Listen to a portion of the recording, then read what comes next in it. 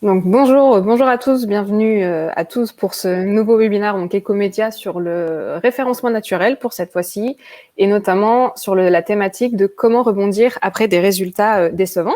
Aujourd'hui, pour m'accompagner, il y a Aurélien Etraf, qui est consultant et chef de projet SEO à l'agence. Mais je vais te laisser, Aurélien, je te laisse te présenter un peu plus en détail. Oui, merci Elodie. Alors effectivement, je suis consultant et chef de projet SEO chez Economia depuis 2 ans. J'interviens sur les stratégies SEO pour nos clients et également sur les problématiques SEO internes. En fait, j'officie dans le référencement naturel depuis un peu plus d'une dizaine d'années.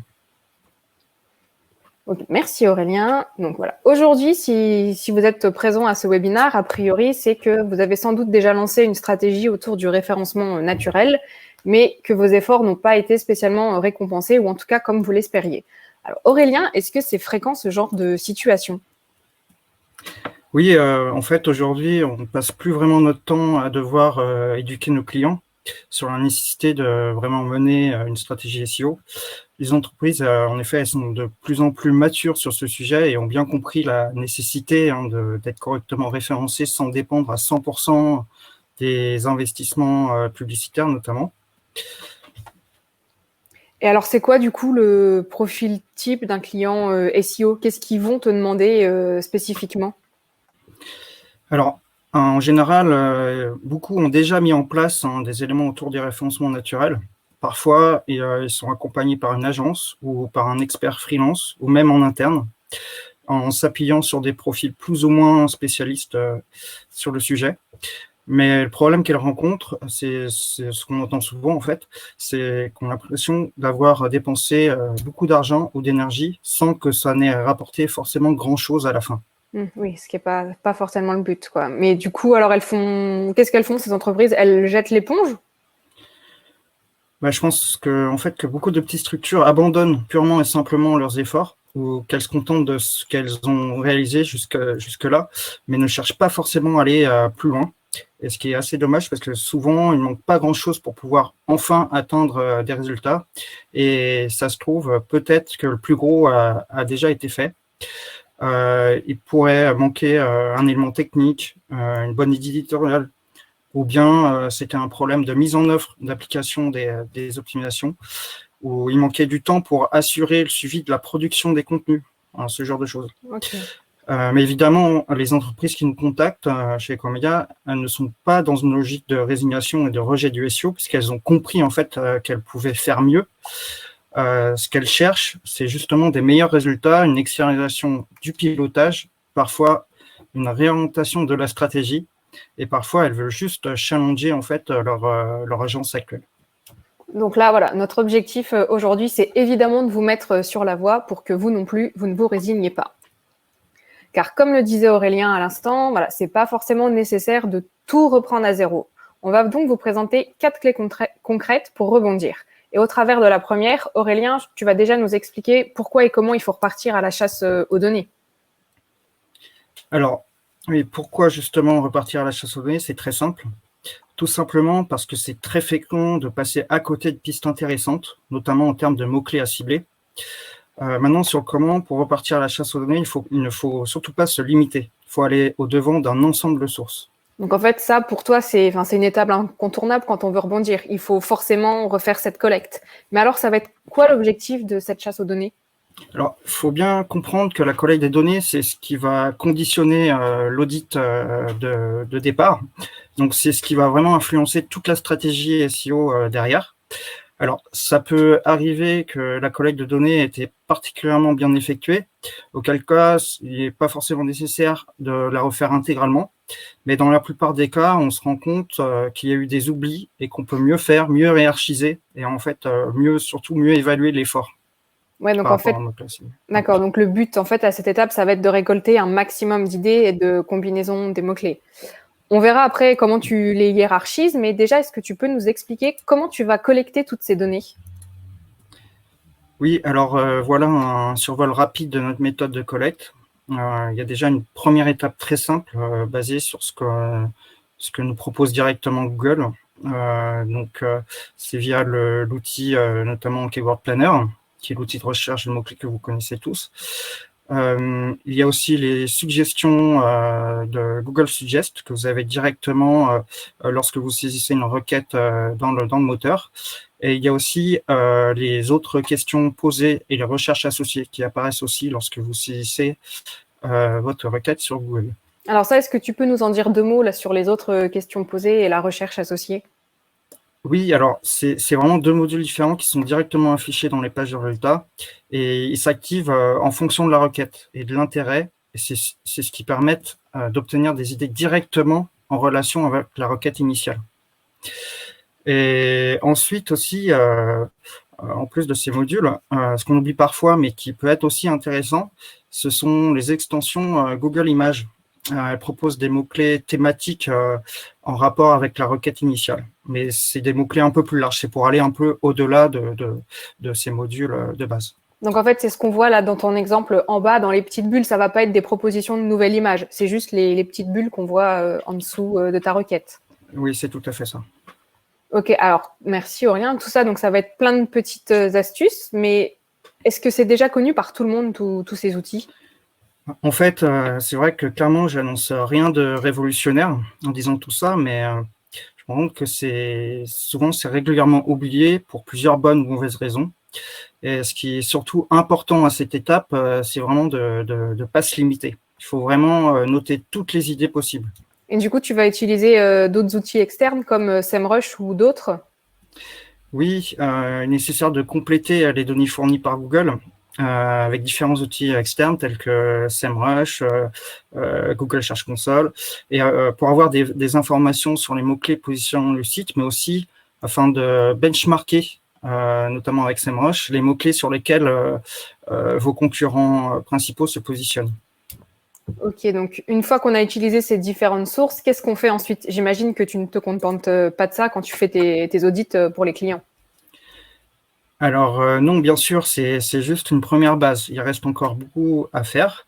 Par exemple, il va falloir s'intéresser notamment à l'environnement concurrentiel. Alors, pour être clair, il y a 2 sortes de concurrents. On a d'abord les concurrents, ce qu'on appelle les concurrents marché. Donc pour eux, en général, vous n'avez aucune difficulté, vous les connaissez déjà. Donc je passe rapidement, car en général, c'est pas là que les stratégies échouent. Est-ce peut-être que tu peux juste rappeler très rapidement l'enjeu de ce concurrent marché? Oui, alors l'objectif de ce benchmark sur les concurrents directs, c'est d'établir un simple état des lieux. Et en fait, de déterminer les mots-clés complémentaires intéressants sur lesquels ils se positionnent. Ou encore, quelle est la structure des pages qui fonctionne bien chez les concurrents. Il y a plein d'enseignements à tirer, mais encore une fois, je passe rapidement car il y a d'autres types de concurrents qui méritent notre attention. Et ce sont en fait les concurrents sémantiques. En fait, oui, les concurrents sémantiques, ce sont en fait des sites qui se positionnent sur les mêmes mots-clés que vous visez, sans pour autant vendre exactement les mêmes produits ou services que vous, voire parfois sans rien vendre du tout. Alors, par exemple, ça peut être des comparateurs, des sites éditoriaux, des forums. Donc, en fait, est-ce que ça peut être Wikipédia, du coup? Oui, en fait, ça peut. Wikipédia se positionne souvent très bien sur certaines requêtes que vous pouvez cibler. Alors, bien évidemment, il ne va pas s'agir de concurrencer Wikipédia précisément, mais plus la manière d'étayer le sujet donné qui doit pouvoir servir d'exemple, entre autres, afin de proposer sur votre site des contenus encore plus riches. Alors, pourquoi, du coup, ça va être intéressant d'analyser ces concurrents sémantiques? Alors, ces sites proposent bien souvent des formats de contenu différents de vos concurrents directs et on remarque que généralement, ces pages sont bien positionnées. Alors, c'est toujours dans notre logique de collecter un maximum de données et on va pouvoir en fait aller piocher plein de bonnes idées de mots-clés, d'expressions ou même parfois d'idées de contenu. D'accord. Donc là, en fait, dans l'exemple que tu mets sur la présentation, c'est pour une assurance auto, mais c'est des sites complètement généralistes. C'est ça. C'est à la fois des sites associés au gouvernement, des comparateurs, des banques. Donc, ça peut être vraiment un peu de tout. Ok, merci. Et donc, une fois qu'on a trouvé nos concurrents sémantiques, c'est quoi tes astuces qui vont permettre de vraiment rebondir pour mieux performer?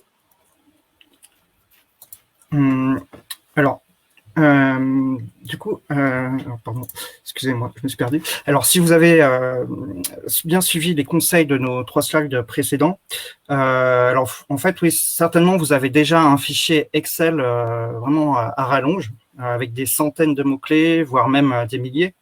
Et là, vous vous dites, bon, c'est bon, j'en ai déjà largement assez à faire avec toute cette base, et je vais pouvoir commencer à analyser et hiérarchiser. Mais en réalité, vous n'avez pour l'instant récolté qu'une première base générique de mots-clés. Vous n'êtes pas allé encore assez loin dans la collecte de données, notamment pour préciser ce qu'on appelle les intentions de recherche. Donc là, en fait, avec intention de recherche, tu parles d'identifier ce que les gens recherchent concrètement sur Google, les questions qui vont se poser. Mais alors, j'ai une interrogation. On l'a pas déjà un peu vu avec tout à l'heure avec les autres questions posées et les requêtes sur Jerry, les outils de Google. Tu nous préconises quoi du coup? Alors, bizarrement, ce qu'on oublie souvent, c'est d'identifier les mots-clés business. Les mots-clés business, ce sont les mots les plus susceptibles d'amener des conversions. Alors, par exemple, dans ce cas-là, ça va être devis plus assurance plutôt que assurance tout court. Et ça, Google ou les outils dédiés ne les donnent pas forcément. Il faut bien penser à les identifier. D'accord, ok, je comprends mieux pourquoi du coup cet effort-là est primordial. Avec ce type de mots-clés, on va pouvoir faire venir sur son site des personnes qui sont déjà en intention d'achat en fait. C'est ça. Et donc, travailler votre positionnement sur des mots-clés business, ça va vous permettre d'augmenter votre chiffre d'affaires en minimisant l'effort à produire. Finalement, en fait, comme tout à l'heure, c'est un conseil qui peut paraître évident une fois que tu le dis, mais on se rend compte qu'un certain nombre de responsables marketing ne le mettent pas spécialement en œuvre, voire l'oublient complètement. Et justement, en parlant de mise en œuvre, comment tu les traites ensuite, tous ces mots-clés business ? Alors oui, c'est vrai que cette question, elle est fondamentale, parce que l'objectif, je le rappelle, hein, c'est vraiment de pouvoir répondre à l'intérêt des internautes sur ces mots-clés business. Donc pour ça, comment on procède? On va devoir identifier des sujets et des idées de contenu, notamment. Oui. Alors, quand on reprend le cas de l'assurance auto, alors en général, ça ne suffira pas d'écrire devis assurance sur toutes ces pages. L'enjeu et le facteur clé du succès, c'est vraiment d'identifier un certain nombre de points de douleur de votre cible.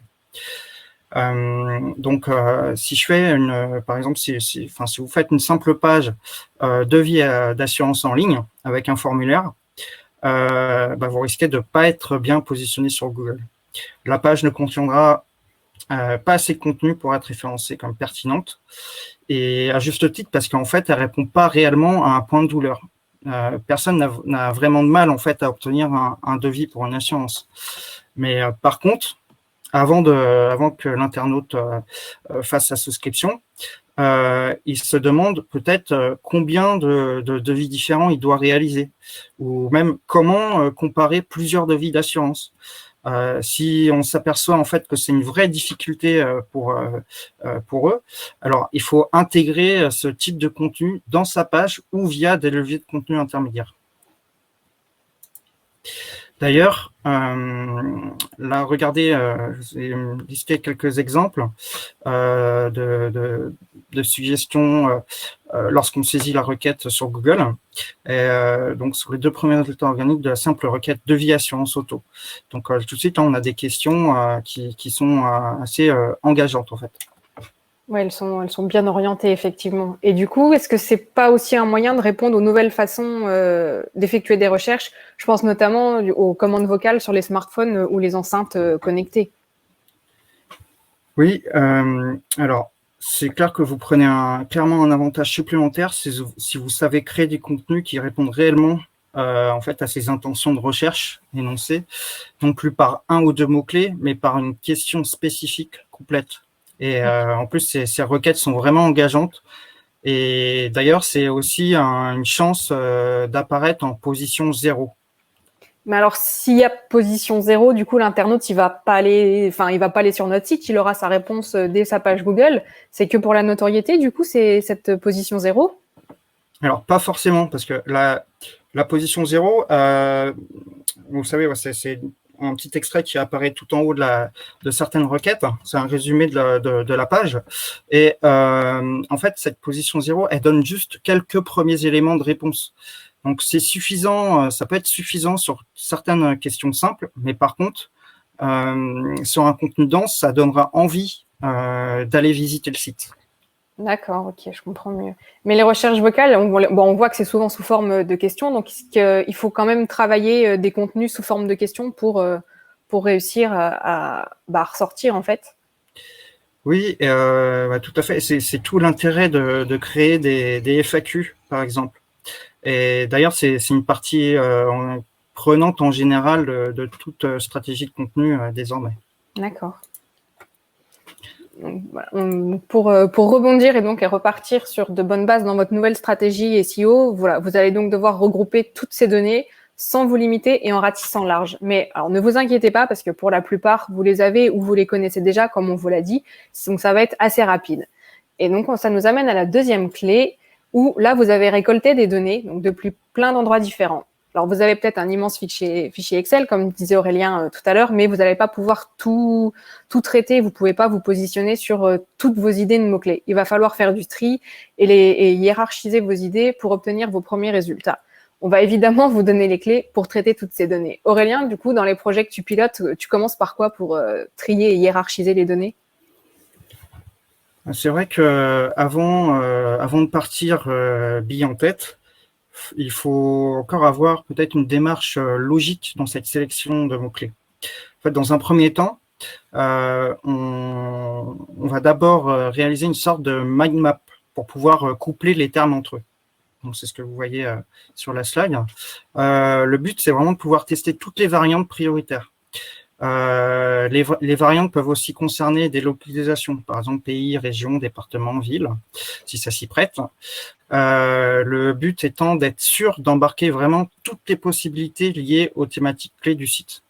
Et donc avec ce listing complet de mots-clés, tu en fais quoi après ? Comment tu les traites ?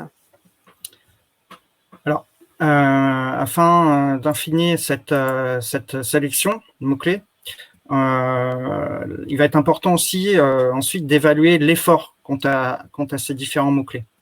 Donc, on va prendre en compte à la fois la position actuelle du site sur chacun des mots-clés et la difficulté du mot-clé, c'est l'intensité concurrentielle.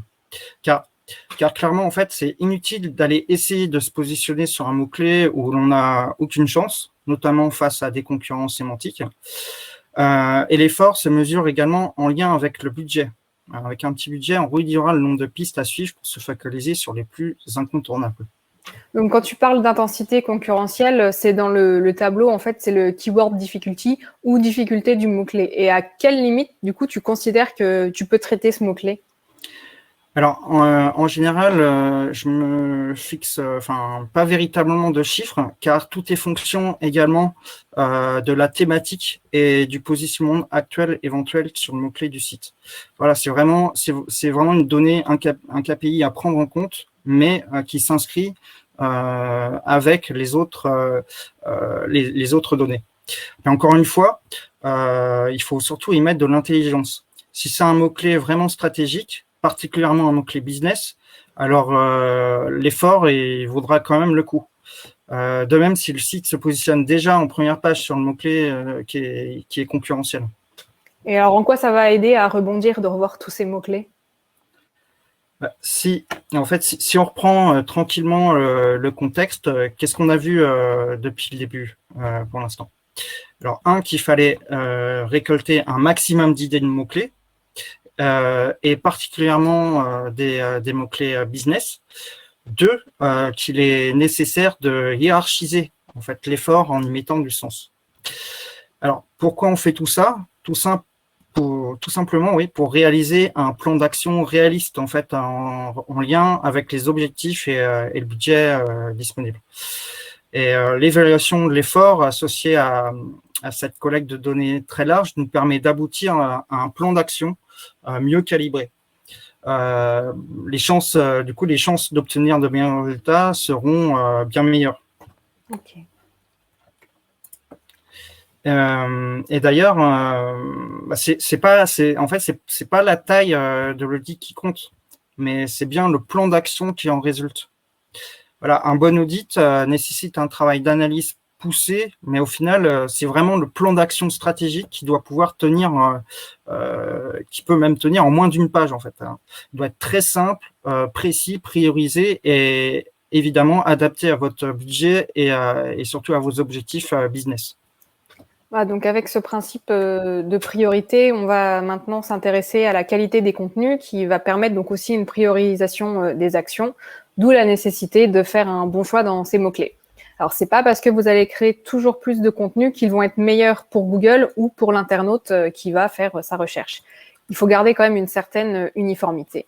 D'ailleurs, Aurélien, est-ce que c'est possible de rebondir d'une mauvaise stratégie SEO avec des anciens contenus où il faut tous les recréer ? Alors en fait, les contenus à prévoir, que ce soit dans le cadre de remodelage de pages existantes ou bien la création de nouvelles pages, ne doivent plus être pensés uniquement pour les moteurs. En effet, voilà, aujourd'hui, c'est vrai qu'on peut trouver pour une même requête un nombre vraiment conséquent de contenus semblables où le message est sensiblement le même. C'est des contenus qui sont pensés généralement à court terme, mais l'idée, c'est de pouvoir proposer un contenu original, en fait, qui va vraiment susciter l'intérêt de l'internaute. On en revient encore sur cette notion. Et ce sera bénéfique, en plus, pour votre image de marque. Donc, en fait, là, on est dans des contenus pensés vraiment à long terme. Alors, le but étant de vraiment valoriser votre marque. Alors, non, c'est moi. En quoi ça va aider l'image de marque, du coup, de créer tous ces contenus ? Si on ne produit que des contenus vraiment SEO orientés moteur, on risque déjà de reproduire des contenus qui existent déjà partout chez les concurrents pour les rattraper dans le résultat de recherche. Mais c'est à la fois indispensable pour notre business tout en étant forcément inutile pour l'internaute car on lui rapporte rien qu'il ne puisse pas déjà trouver ailleurs. Mais bien sûr, on veut quand même qu'il le trouve chez nous et qu'il achète chez nous. Donc, le contenu purement SEO est quand même utile. Mais en fait, voilà, si on ajoute de l'intelligence, du sens, du jamais vu ailleurs, un traitement différent sur la forme, un ton différent, plus engagé ou plus léger, si on apporte un sentiment en fait au lecteur lorsqu'il découvre nos contenus, alors l'engagement sera décuplé. Et si l'engagement du lecteur est plus important envers notre marque, nos services, notre manière de voir les choses, alors il a vraiment plus de chances d'acheter ou de contractualiser et ce de manière durable. Donc voilà, cette deuxième clé va vraiment vous permettre à mieux rebondir grâce à cette priorisation des tâches et d'évaluation de l'effort. Focalisez-vous d'abord sur un top 5 de mots-clés à travailler pour obtenir rapidement des premiers résultats. Et une fois tous vos mots-clés trouvés, vous allez pouvoir rentrer dans le vif du sujet avec la partie qui est quand même la moins agréable, la technique et les éventuelles failles. Parce que, faut pas se leurrer, il y a quand même toujours quelques failles qui traînent sur votre site. Pour commencer, posez-vous d'abord la question, en fait, est-ce que mon site est moteur de recherche friendly ? Est-ce qu'il communique vraiment bien avec Google ? Oui, alors tout à fait, c'est envisager en fait de proposer des contenus pertinents, répondant vraiment à l'intention de recherche des internautes, c'est une bonne chose. Mais faudrait-il encore que ces contenus-là soient facilement accessibles et identifiables. Donc c'est pourquoi il est également important d'analyser comment Google accède à vos contenus et comment ces derniers sont vraiment structurés. Et cette phase elle passe essentiellement par un audit technique préalable qui doit déboucher sur des optimisations techniques concrètes. Et en plus de cet audit préalable, des contrôles réguliers tout au long de la vie du site sont également à mettre en place au fil de l'eau afin de veiller à la bonne santé SEO technique du site. Donc ça passe par des crawls réguliers, un contrôle de la Google Search Console sur la partie technique, de l'analyse de log, par exemple. Donc, en fait, quand tu parles de crawl régulier, ça va être les outils vont aller regarder s'il y a des URL en 404, des méta-descriptions oubliées, d'autres détails comme ça qui sont qu'on peut pas voir au premier abord, quoi. C'est ça, ça va contrôler un ensemble de points, d'éléments primordiaux liés au SEO. Et ça va aussi permettre de nous alerter si, par exemple, s'il y a une augmentation des URL qui retournent des erreurs, et de pouvoir être réactif et de pouvoir mettre en place des contre-mesures assez rapidement. D'accord, donc voilà. En fait, si ça se trouve, vous avez de super contenus sur votre site, mais Google ne le calcule même pas, quoi. D'ailleurs, Aurélien, comment on va structurer ces contenus? Alors pour les contenus, du coup, c'est vraiment les résultats de l'étude sémantique et les analyses qui doivent permettre d'éventuellement remettre en question jusqu'à l'arborescence du site, mais également même le format de ces contenus. Donc cette étape, elle amène généralement un remodelage de l'existant, mais aussi une réadaptation de la structure pour être plus en adéquation avec les besoins actualisés des internautes et la réalité du marché et de ses évolutions. Alors, quelques exemples. Par exemple, proposer des guides aux thématiques classées en fonction des besoins des internautes, ou bien proposer des sous-pages afin de traiter plus efficacement des sous-sujets sur certains thèmes, ou ça va être aussi d'appuyer ces contenus froids par d'autres leviers de contenu, FAQ, lexique, blog, par exemple. Et donc, tous ces contenus, faut les relier entre eux, j'imagine, pour que Google comprenne mieux la structure du site. Oui, tout à fait. Ok. Donc voilà, avec ces optimisations techniques, votre site va être compris par Google, mais laissez-lui quand même tout de même un peu de temps. Quand vous avez regroupé toutes vos données, que vous les avez priorisées et que la partie technique est prête, pour mieux repartir, vous avez besoin d'un pilote dans l'avion. Comme tu le disais au début, Aurélien, pour rebondir après une stratégie SEO décevante, il faut s'entourer des bonnes personnes. Il faut pouvoir compter donc sur de bons techniciens qui sont experts chacun dans leur domaine. Vous allez avoir affaire à plusieurs interlocuteurs potentiels qui ne vont pas parler avec le même langage ni avec le même objectif. Et c'est là, en fait, qu'est le danger. Attention, ne pas vous fier seulement aveuglément à l'un ou à l'autre, peu importe d'ailleurs qu'il soit en interne, en freelance ou en agence. Chacun de ces experts a un point de vue différent qui va clairement orienter votre stratégie SEO dans une direction ou une autre. Ça peut être le technique, UX design ou éditorial. Donc, ces experts, ils sont importants au cours d'un projet de référencement naturel, mais ce dont vous avez vraiment besoin à ce stade, c'est d'un bon pilote pour gérer tous ces interlocuteurs. Mais alors, qu'est-ce qu'un bon pilote? Ce bon pilote, il sait déchiffrer le langage des 3 autres types d'experts. Il va parler leur langue et donc comprend les objectifs de chacun. Il fait évidemment la part des choses pour coller au mieux avec votre stratégie business et votre budget. Il va être transparent avec vous dans l'évaluation des performances et sur la part de la mission effectuée en interne ou en sous-traitance. Sans l'expertise, la transparence et la lucidité d'un bon pilote, votre stratégie SEO ne peut qu'être décevante. Mais ça, je suppose que vous l'avez déjà un peu constaté. C'est bien pour ça que vous êtes là avec nous ce matin, non? Aurélien, toi qui es notre pilote SEO chez Ecomedia, par exemple, à l'agence, comment tu procèdes? En fait, à l'agence, chez Ecomedia, notre méthodologie, elle est vraiment connue depuis le début, dès le début même. On réalise donc un pré-audit et un audit complet qui sont intégralement réalisés en interne par un expert SEO. Alors justement, en mode pilote.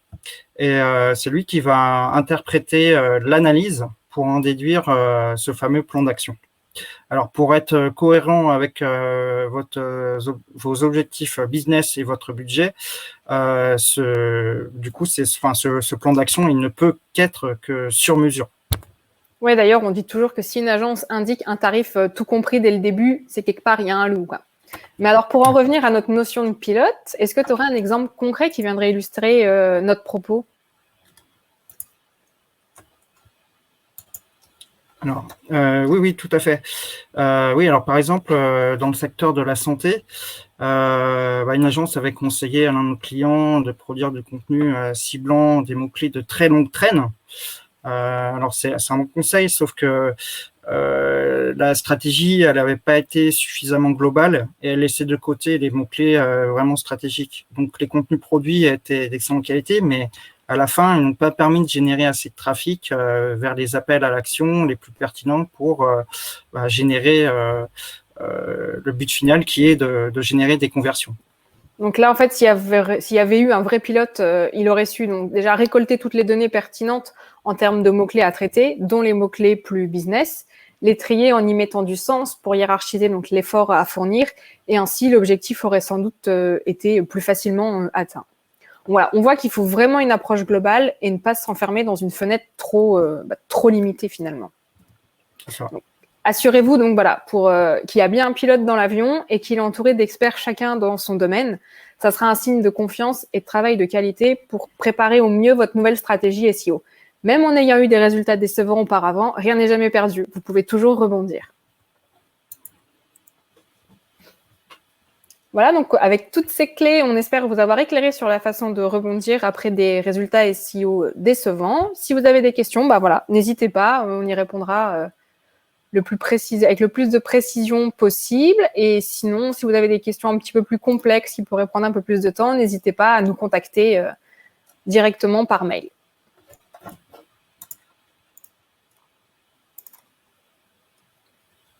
Alors, j'ai une question de Daniel. Qu'en est-il du nouvel algorithme de Google Smith basé sur l'intelligence artificielle? Aurélien? Oui, pardon.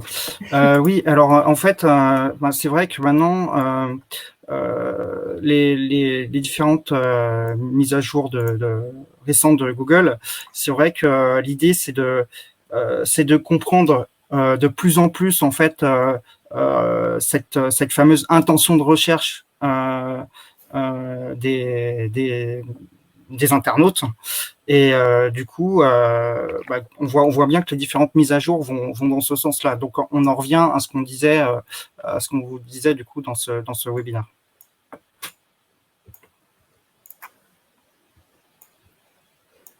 Donc, il y a Marina qui est en train de taper, donc on va attendre pour sa question.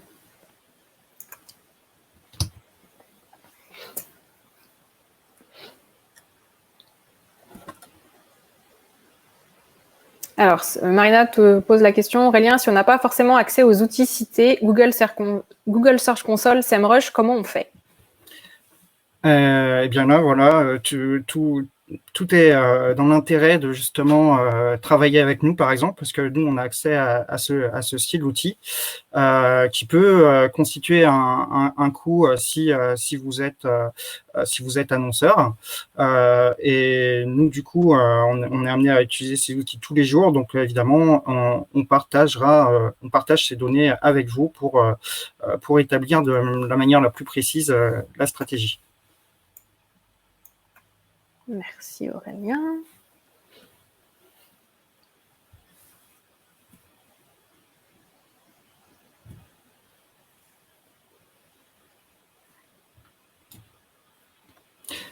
Oui, pour la Google Search Console, alors oui, alors ça c'est vrai que c'est important de d'avoir un accès à la Search Console. Alors ça, par contre, c'est sûr qu'il faut voir il faut voir en interne où vous pouvez récupérer cet accès-là, parce que nous, d'ailleurs, même nous, on a besoin de cet accès-là aussi pour établir la stratégie et pour aussi établir le suivi des performances sur l'année, enfin sur la période. Une question, quels sont les éléments que l'on peut le plus facilement sous-traiter en termes de SEO et au contraire, que vaut-il mieux conserver en interne? Alors, tout dépend en fait de votre structure interne. C'est vrai que si vous avez en fait des personnes en interne, notamment sur la partie contenu, enfin, qui puissent rédiger des contenus, c'est bénéfique parce que du coup, personne d'autre ne connaît mieux vos thématiques, et votre activité qu'en interne.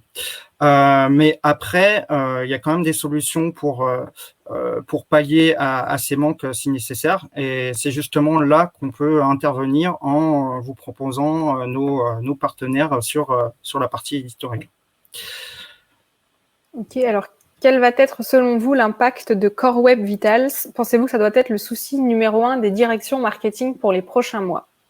Alors, du coup, là, les Core Web Vitals, c'est en fait, on en revient un peu à cette histoire d'expérience utilisateur.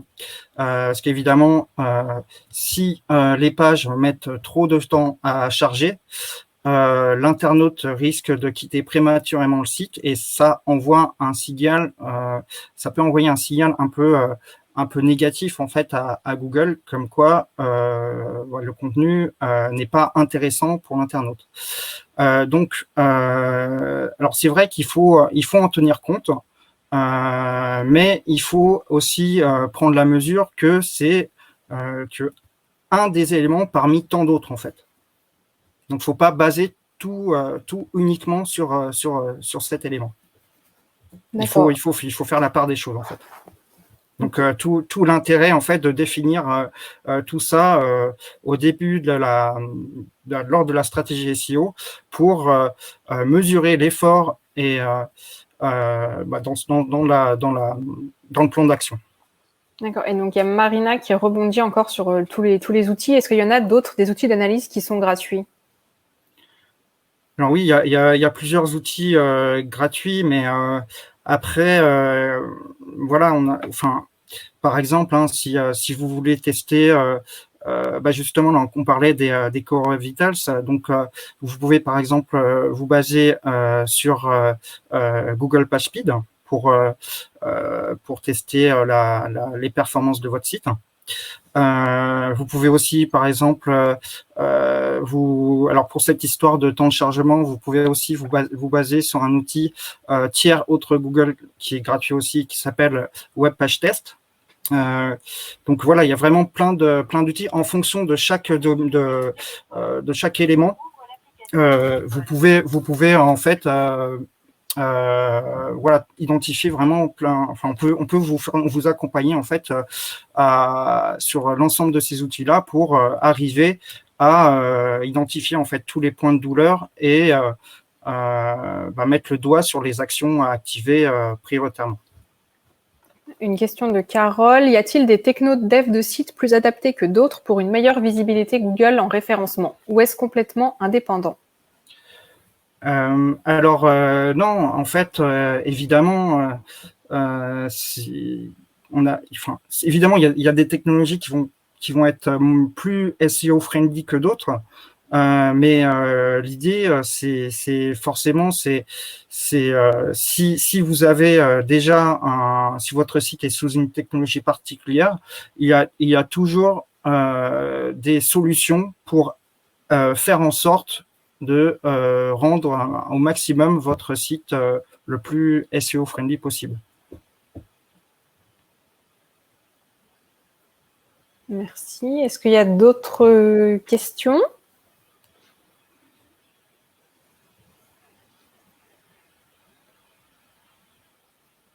Mais j'ai pas là.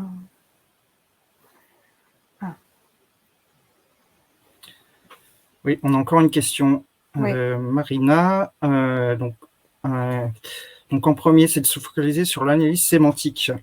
Oui, bien évidemment, parce que l'étude sémantique, c'est vraiment la pierre angulaire de toute la stratégie SEO. Donc c'est vraiment à partir de là qu'on va pouvoir décliner, préparer le plan d'action. Et c'est suite à ça après qu'on va pouvoir déclencher toutes les actions.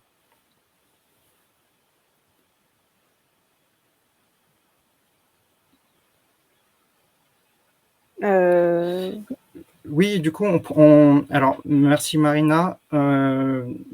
Du coup, oui, on propose effectivement de réaliser, on fait des audits parce que c'est vraiment la pierre angulaire de tout projet SEO. Alors d'ailleurs, avant de vraiment rentrer, de lancer un projet, ce qu'on fait en général, c'est qu'on fait une pré-analyse pour déjà identifier la faisabilité la pré-faisabilité de votre projet. Et ensuite, une fois qu'on lance le projet ensemble, on réalise donc une succession d'audits, donc qui commence par l'étude sémantique. Ensuite, on va réaliser un audit technique pour identifier tous les éventuels facteurs bloquants ou limitants techniques du site. On va également réaliser un audit éditorial qui va intégrer notamment un benchmark concurrentiel pour voir justement identifier les concurrents et les types de contenus avec lesquels les concurrents se positionnent. Ensuite, on va réaliser aussi un audit linking pour faire un état des lieux de l'existant de votre maillage externe et de voir aussi quelles sont les possibilités d'amélioration sur ce point-là. Et c'est agrémenté de tous ces audits-là qu'on va mettre en place un plan d'action à dérouler sur une période donnée.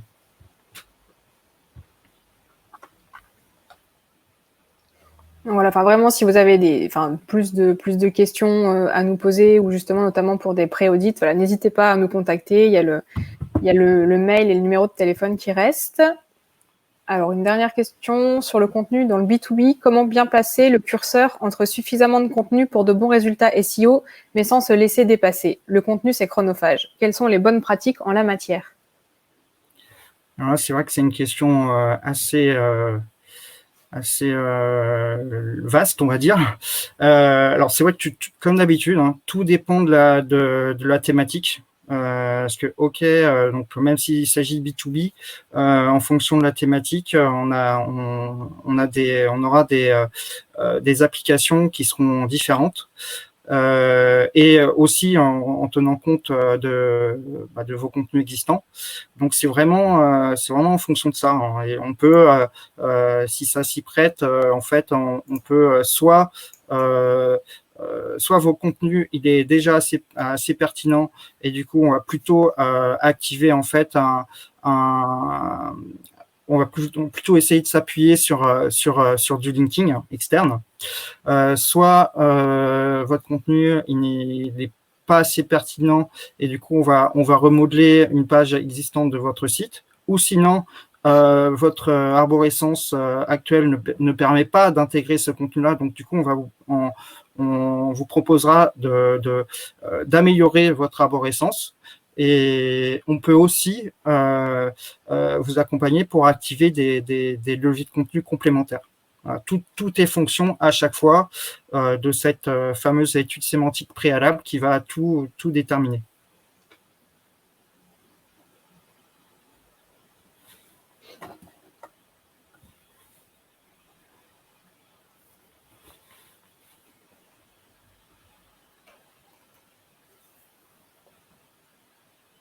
Il y a juste une remarque d'Aurélien. En fait, c'est un peu comme les enchères sur Google Ads ou autres. Si tous mes concurrents sont déjà hyper bien positionnés, je n'ai pas vraiment le choix. Il faut faire un gros travail de contenu pour revenir à leur niveau. Oui, c'est ça. Il faut de toute manière, hein, maintenant, le nerf de la guerre, c'est comme on dit, hein, le contenu est roi, en fait. Hein, donc, mais sauf que maintenant, on n'est plus à faire du contenu pour Google, mais bien du contenu pour l'internaute. Donc, il faut prendre du temps pour bien identifier les sujets à déployer, et ça n'en sera que bénéfique pour les internautes, qui seront plus à même en fait soit de passer commande, soit de laisser leurs coordonnées pour travailler avec vous. Merci pour toutes tes réponses, en tout cas Aurélien. Je pense que là on n'a plus de questions, donc on va. En tout cas, merci à tous d'avoir assisté à notre webinaire, d'avoir posé toutes ces questions. On espère donc voilà que vous avez pu un peu vous y retrouver et que c'est un peu plus clair pour vous. Merci aussi de votre écoute. Oui. Et n'hésitez pas donc à nous contacter pour plus d'informations. Voilà, très bien. Effectivement, Daniel, il y a un lien Calendly pour un rendez-vous. Il n'y a pas de problème. N'hésitez pas, en tout cas. Merci à vous tous et on vous dit à bientôt et passez une belle journée.